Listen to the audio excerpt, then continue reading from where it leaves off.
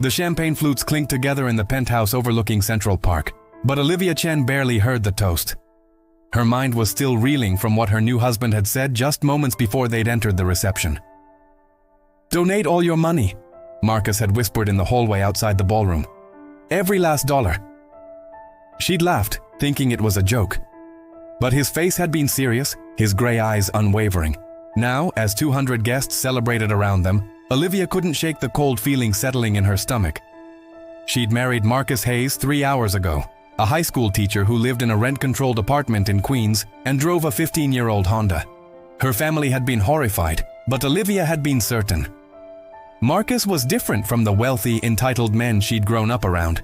He'd never once asked about her money or her family's pharmaceutical empire. He'd fallen in love with her, not her bank account. Or so she'd thought. "You look beautiful, Mrs. Hayes," Marcus said, his hand warm on her lower back. His tuxedo was rented, probably the most expensive outfit he'd ever worn. She'd offered to buy him one, but he'd refused, just as he'd refused every gift during their courtship. She'd found it endearing then. Now she wasn't sure. "We need to talk," Olivia said quietly. "After the reception." Marcus nodded, but there was something in his expression she couldn't read. The party continued around them, a blur of congratulations and champagne. But all she could think about was Marcus's words. At midnight, they finally escaped to the bridal suite. The moment the door closed, Olivia turned to face her husband. "What did you mean?" she asked. "About donating my money?" Marcus sat down heavily on the bed. "I meant exactly what I said. I want you to donate all your money. Your inheritance, your trust fund, everything." Olivia felt like she'd been slapped. "Why would you ask me to do that?" He looked up at her with pain in his eyes. "Because I can't be the poor husband of a billionaire heiress. I can't wake up every day knowing everything around me comes from money I didn't earn. Money made by a company that's been sued 17 times for price gouging on medications people need to survive." She stepped back. "You knew about my family's company when you met me." Marcus stood up, running his hands through his hair. "I thought I could handle it. But every day I teach kids whose families can't afford the insulin your company manufactures. I see parents making impossible choices between medication and rent." His voice cracked. "I love you. God, I love you so much. But I can't be complicit in that system." Olivia felt tears burning her eyes. "So you want me to give it all away? Just like that?" He moved closer. "I'm asking you to be who I know you are. The woman who volunteers at the free clinic every Saturday. The woman who told me she wished she could change the system from the inside." He took her hands. "I'm not asking you to give it away to punish yourself. I'm asking you to use it to fix what's broken." Olivia pulled her hands away, anger flaring. "You had this planned. You manipulated me." Marcus's face paled. "No, I married you because I love you. But I've been wrestling with this for months. Tonight, watching all that excess while people are dying because they can't afford medication, I couldn't keep silent anymore." He moved to the window, staring out at the city. "My sister died when I was 16. Did I ever tell you that?" Olivia shook her head, her anger momentarily forgotten. "She had type 1 diabetes. We couldn't afford her insulin. We tried to ration it, but one night she went into diabetic ketoacidosis." His voice was flat. "She was 14 years old." Olivia sank into the chair. "Marcus, I didn't know. I'm so sorry." He turned to look at her, tears streaming down his face. "The insulin that could have saved her costs about $5 to manufacture. Your family's company sells it for $300 a vial. Emily needed 4 vials a month. We couldn't afford it, even with insurance. So she died." The silence was deafening. "Why didn't you tell me this before?" Marcus wiped his eyes. "Because I was afraid you'd think I was using you. But I didn't even know who you were when we met. That day at the bookstore, you were just a beautiful woman reaching for the same poetry collection. It wasn't until our 3rd date that I made the connection." He laughed bitterly. "I almost walked away. But I was already falling in love with you." Olivia stood up. "So what do you want? You want me to bankrupt myself to assuage your guilt?" Her voice was sharp. "I've spent my entire life being told that my money defines me, that I'm not really a person, just an heiress. And now you're telling me the same thing." Marcus shook his head. "I'm telling you that you have a choice. You can be part of the problem or part of the solution. Yes, I want you to donate your personal wealth. But more than that, I want you to use your position in the company to change how it operates. Lower the prices. Make medication accessible. Actually save lives instead of maximizing profits. Olivia turned away. 8 months ago, she'd been engaged to Preston Whitmore III, a man her parents approved of. Safe, predictable, boring. She'd broken it off after meeting Marcus, drawn to his passion and integrity. But now she wondered if she'd just traded one form of control for another. If I do this, she said slowly, what happens to us? Do you love me, Marcus? Or do you love what you want me to become? She heard him move behind her. I love you, Olivia Chen. The woman who quotes Mary Oliver while making terrible coffee. The woman who spent 4 hours helping one of my students write a college essay.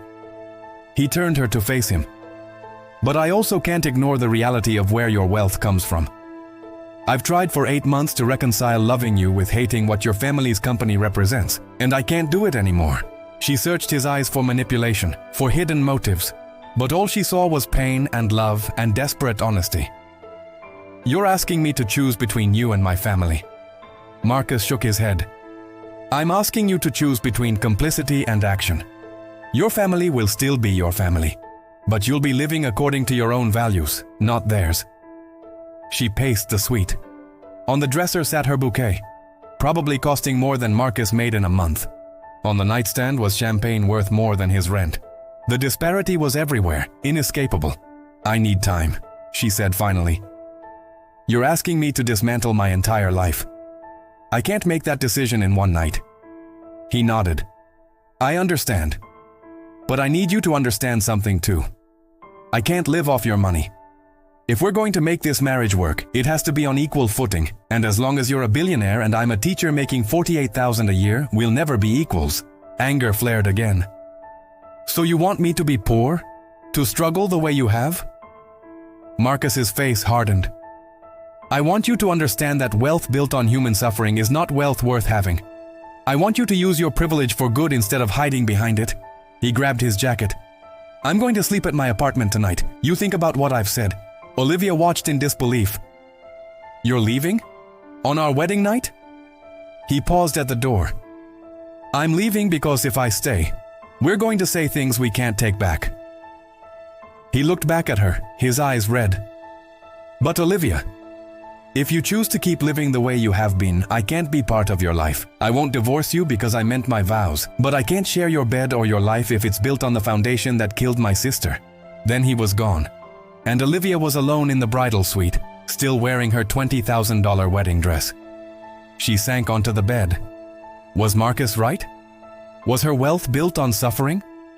She'd always known her family's company prioritized profits over people, but she'd told herself it was complicated, that pharmaceutical development was expensive. But those were excuses, weren't they? She walked to the window, looking out at Manhattan. Somewhere in that vast city, people were making impossible choices. Rent or medication, food or insulin, life or debt.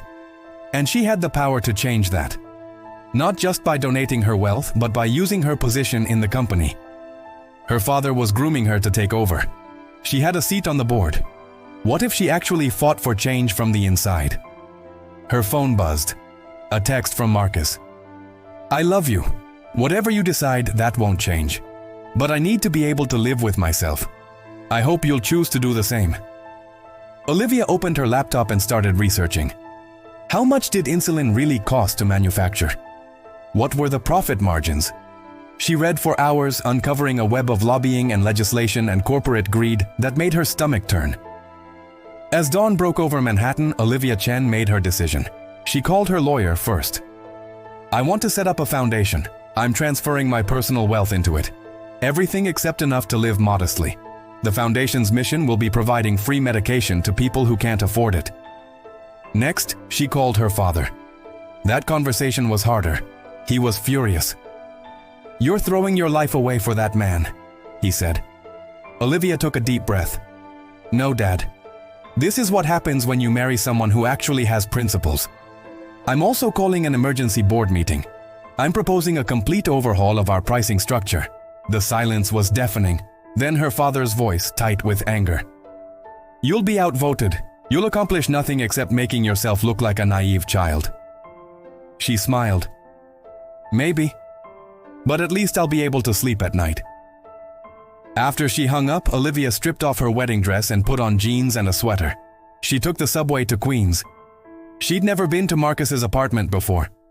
She found him at a community center in a church basement, teaching reading to adults. When he looked up and saw her, his face went pale. She waited until his session ended, then walked over to him. "I called my lawyer this morning," she said. "I'm setting up a foundation. I'm donating everything except enough to live on. I'm also calling an emergency board meeting to propose changing our pricing structure." Marcus stared at her. "Olivia, you don't have to do this. Not because of me." She shook her head. "I'm not doing it because of you. I'm doing it because it's right.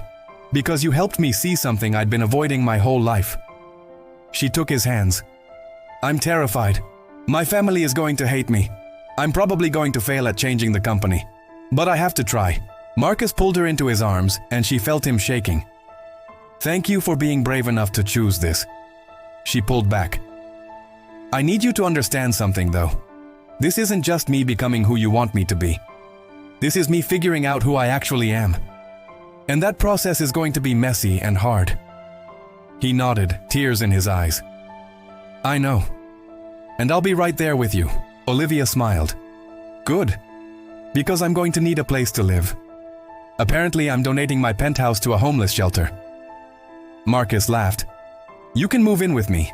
Fair warning though, my apartment is 400 square feet and the shower barely works." She kissed him. "Sounds perfect." 6 months later, Olivia stood before the board of directors, presenting a plan to restructure their pricing model. Her father sat at the head of the table, his face impassive.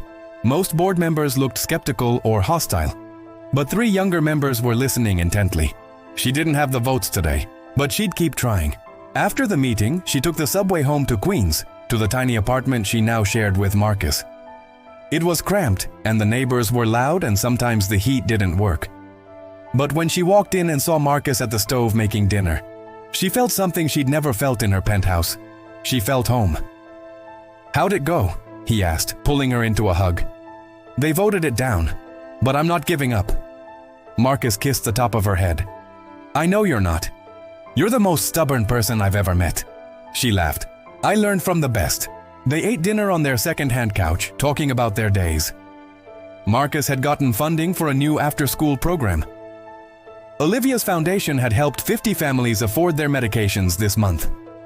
Small victories, but they mattered. Later, lying in bed, Marcus asked quietly, "Do you regret it? Giving up your old life?"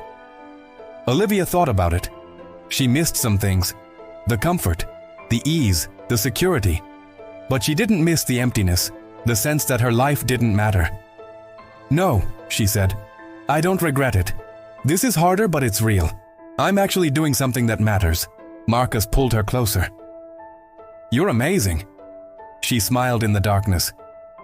"I'm just trying to be worthy of the man I married." He was quiet for a moment.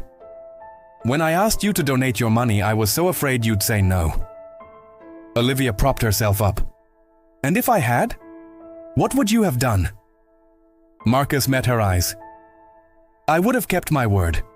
I would have stayed married to you, but I couldn't have lived with you. It would have broken my heart, but I couldn't have compromised on that." She nodded slowly. "I'm glad I chose this then. Glad I chose us." As she drifted off to sleep, Olivia thought about the woman she'd been a year ago. Engaged to the wrong man, living a hollow life, afraid to question anything. That woman seemed like a stranger now. And it had all started with 4 words from the man she loved. "Donate all your money." It had sounded like a demand, a test, a manipulation. But it had actually been an invitation.